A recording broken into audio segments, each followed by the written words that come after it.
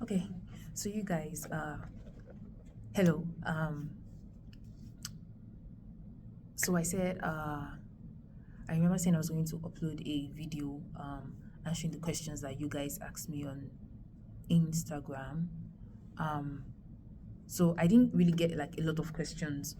So, but like what I now did was that, so I combined the questions I got on Instagram and then some of the questions that you guys are also asking me because you guys don't really, yeah, you guys are not really active on my Instagram. You guys engage me more on my mail. I guess that's why. So you guys, I receive a lot of mail from you guys or like questions in my comments. So that's where like I get a lot of like activism from you guys. So I'm like, okay, let me just pick the questions from there and let me just combine everything together. So I went to my mail, also yeah, so I don't even know if I'm going to have the time to edit this video. I don't think I will. So I'm just going to upload this video like this without like editing it. Um, just so you guys can have access to this information like on time. Because some of you guys are applying to TRU and you guys and time is of the essence, right? So if I say I want to edit this, I won't be able to edit it because I have a test tomorrow I need to read for, and until I'm done with that, I don't even think I'm still going to edit it because I on Thursday I have a presentation I have a presentation I have to submit. So on Wednesday I also prepare for that. So I'm like, nah. And you guys, I don't know if you're in Nigeria, you are 8 hours ahead of us. So right now it's 1:07 in the afternoon on Tuesday, March 28th here. So in Nigeria right now it's +8. It's 9:07 p.m. So it's Tuesday is almost done and I promise to upload this thing on Tuesday. So I'm like, let me just do it now and upload it, right? Um, so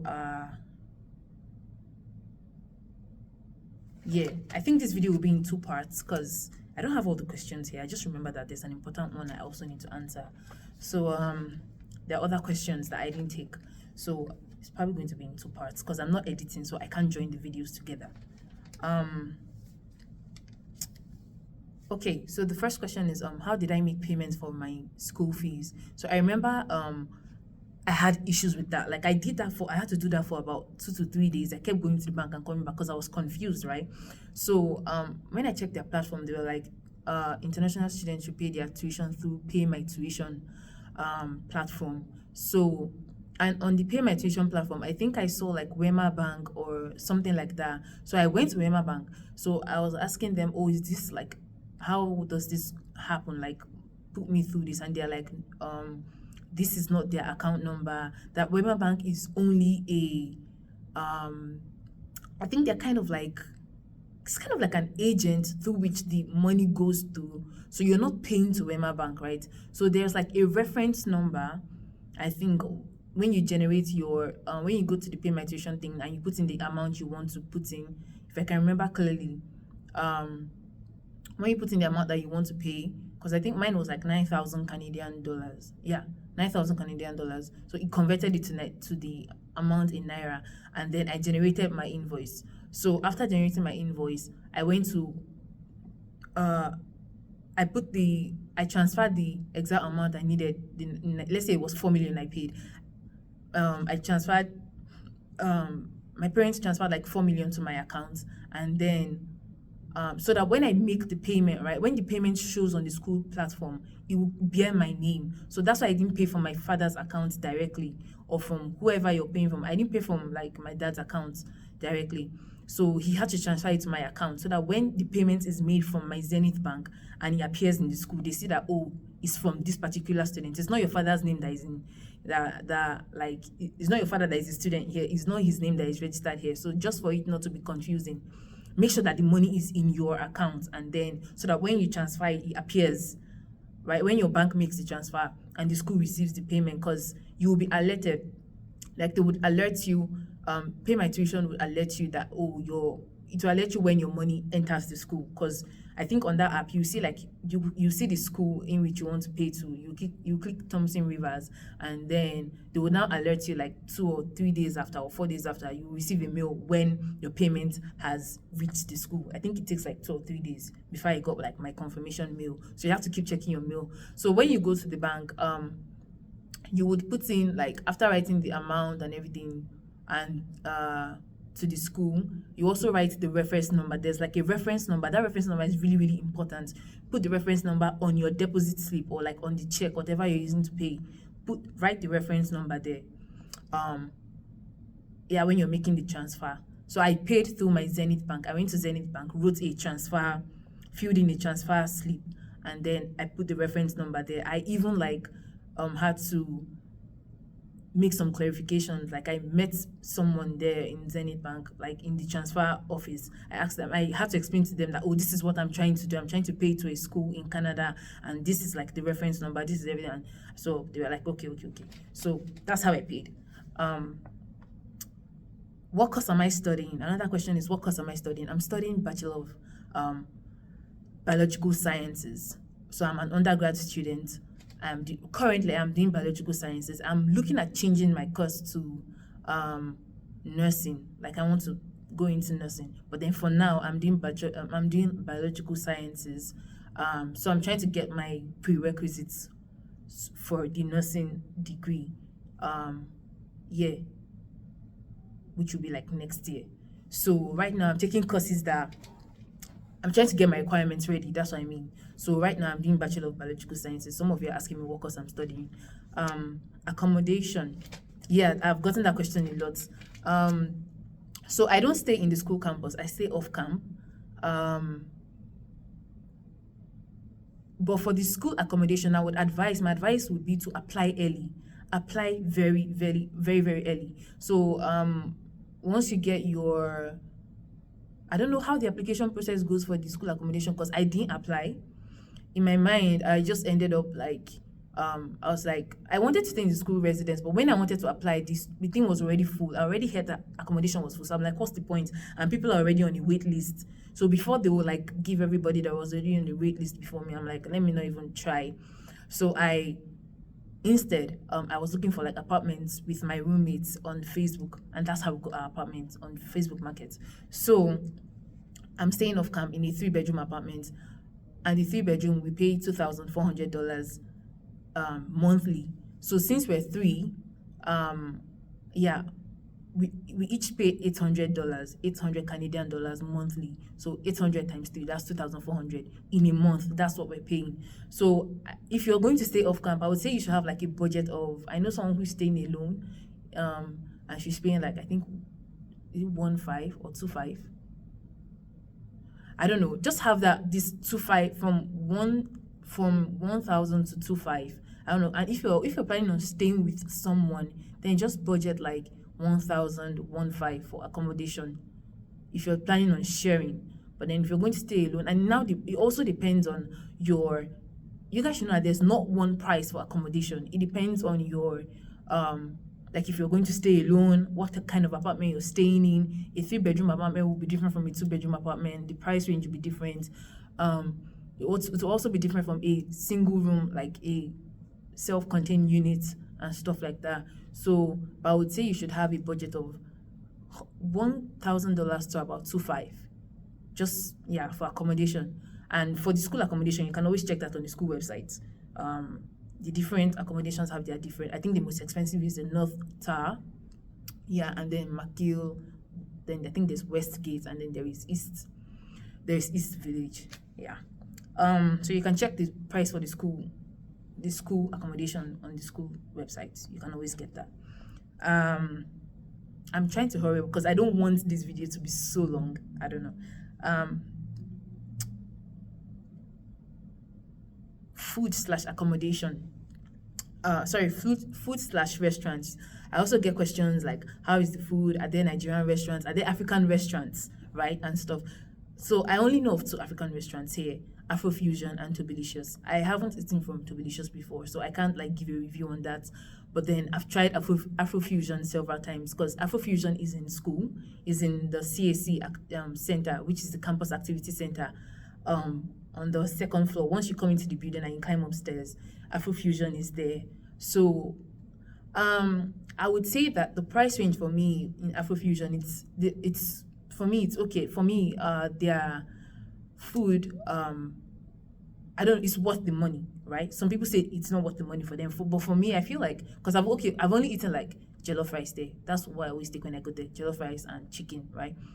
So their jollof rice comes with I think their meals come with like a protein. Their rice comes with a protein. And I think I used to, it's $14, 14 or $15 plus tax, approximately like $15, $16. So to me, it's worth it. I don't really, I'm not someone that eats outside a lot. Like, I don't depend on outside food. I prefer cooking because right now I've seen that it saves me money. So, I don't obviously plan to be spending $14 every day buying. That's like, imagine $14 every day buying food from outside when I can just like use that to buy groceries that would last me for like a week or two. Yeah, I don't eat outside a lot, but then Afrofusion is a good restaurant if you're looking for, and they have like other dishes. They have like, yeah, from their menu, they have like other dishes. Also, the only other place I've tried is the Tongdak Korean restaurant that is just close to the superstore. It's the same building as the superstore.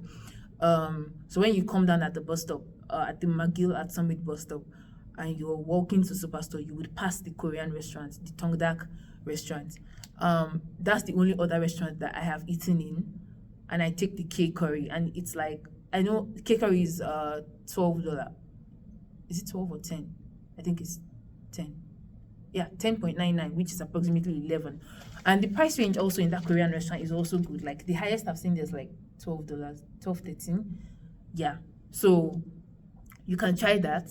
I've not tried a lot of restaurants because I don't eat out. Like I don't go to different restaurants a lot.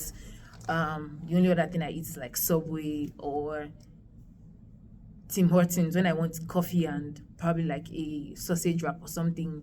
You can also try Subway. Those are in school. Tim Hortons is in school. Subway is in school.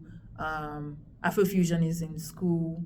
Starbucks is in school. So there are different places for you to eat from. And then if you also like cooking on your own, you can also do that when you get like groceries from Superstore. You can get groceries from Superstore, Walmart, Save on Foods. Like basically food is available. Food will not be your problem when you come here. Actually, we are surviving. You would survive. So I know, yeah, I've gotten this question like 2 times now.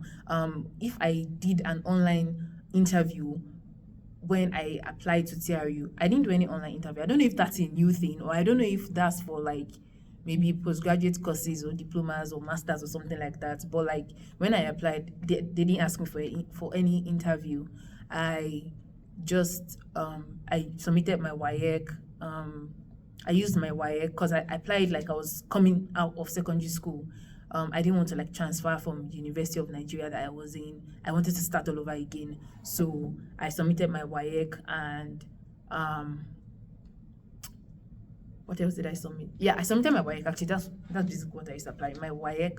And then I also now took IELTS. But I got my admission without the IELTS, right? They just used my WAEC and yeah, it was okay.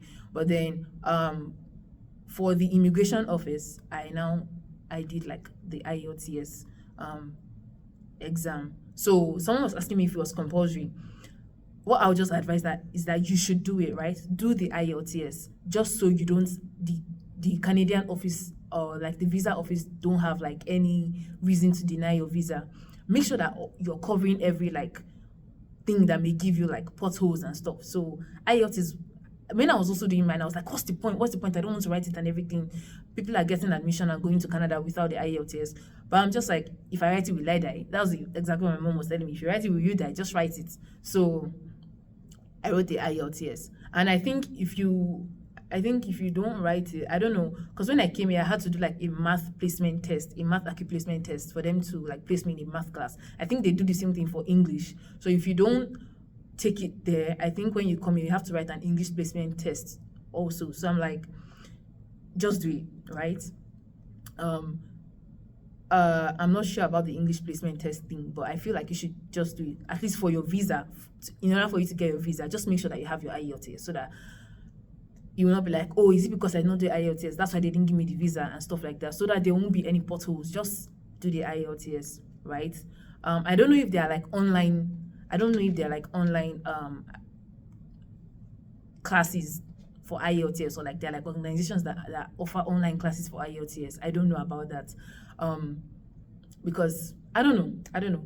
Because mine was like physical. I had to go for I had to go for physical classes for my IELTS. So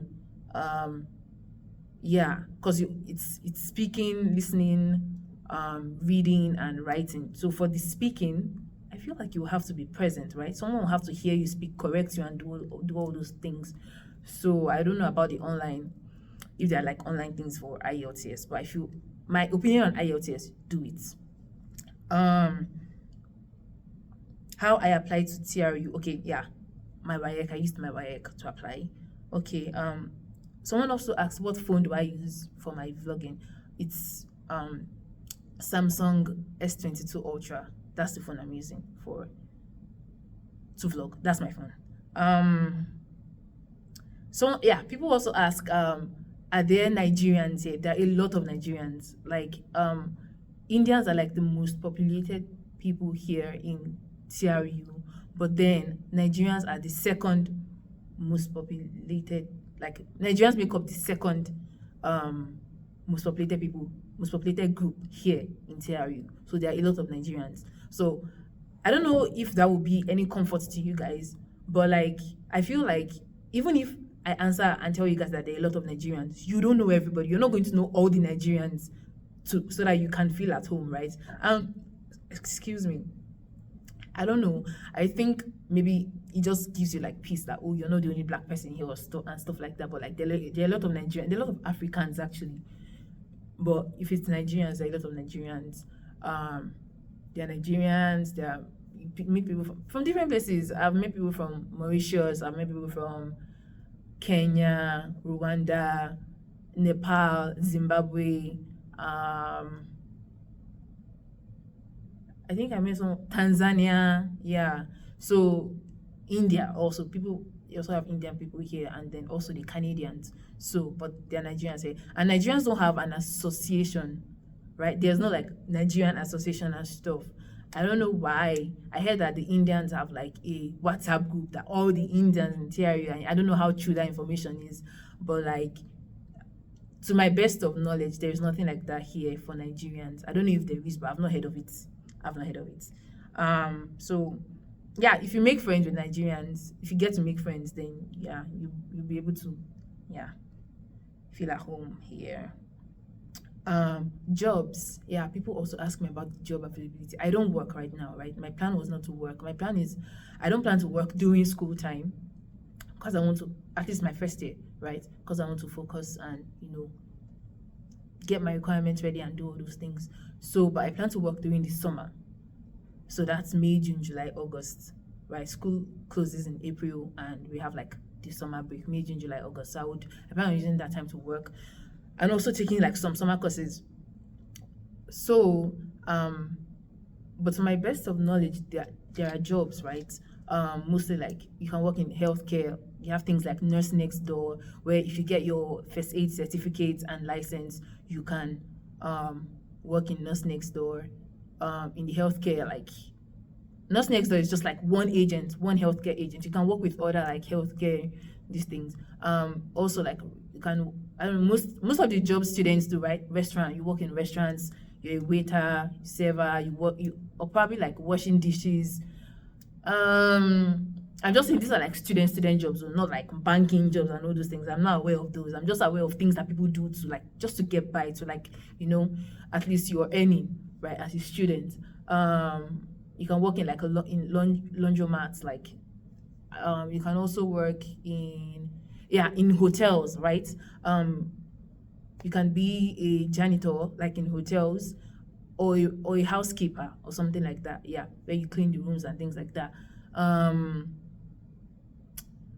Other jobs, you can also work in hotels, like where you work in the kitchen, right, where you cook and you serve and things like that. So yeah, there are jobs available. I don't know about like those high jobs like tech and stuff like that. I've not heard of those. I've not looked into that. I just know of these ones because I know that there are things that students just do to like earn a little bit of cash here and there. And I think like the the minimum pay in Canada is like 15 point something dollars, or 15 Canadian dollars. So like that's like the minimum wage you would get per hour if you're working. That's just like to give you an idea of. So depending on how many hours you work. And yeah, I remember that question. Yeah, international students are allowed to work for, I think that's ending this year, November or December also. I don't know. Yeah, but like for now, we're allowed to work 40 for up to 40 hours. You can actually work for up to 40 hours, more than 20 hours. So yeah. Is Kamloops a village? Yeah. Kamloops is a very small town, right? It's like, I don't know what to use to compare it in Nigeria. For me, Kamloops is like Abuja, right?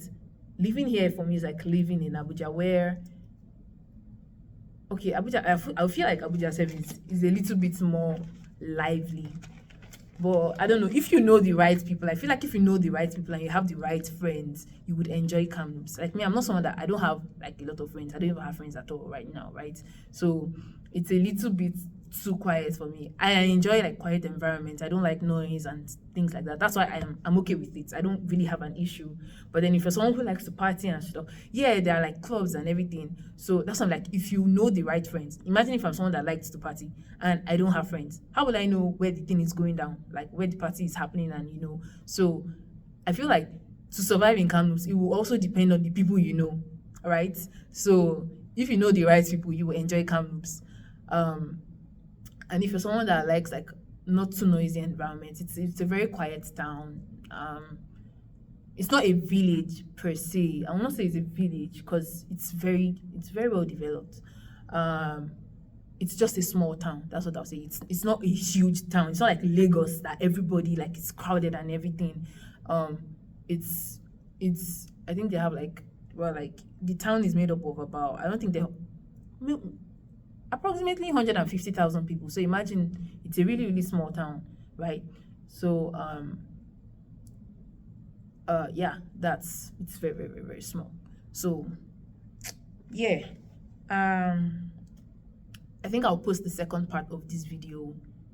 Because I feel like there are some other questions I still need to pick out, but like let this one be out, because I promised you guys that I will put this out today, and I don't have the time to edit. So that's why I'm trying to talk so fast, so that the time will not be like, the video will not be too long, because I can't cut out things, right? Because I'm not going to edit, right? So I'm going to put it out like this. If you have more questions, email me about it. I'll probably make another video answering you guys. Yeah. I don't know. Probably I'll try to like make, the only thing I'll try to do right now is make a like thumbnail, right? Because I need something to be on the screen, obviously, even if I'm not going to edit the video. Yeah, let me just upload this one and then make the second part of the video. I'm in school, that's why I'm trying to do this so quickly before like this classroom would be in use. So let me just try to do this. All right.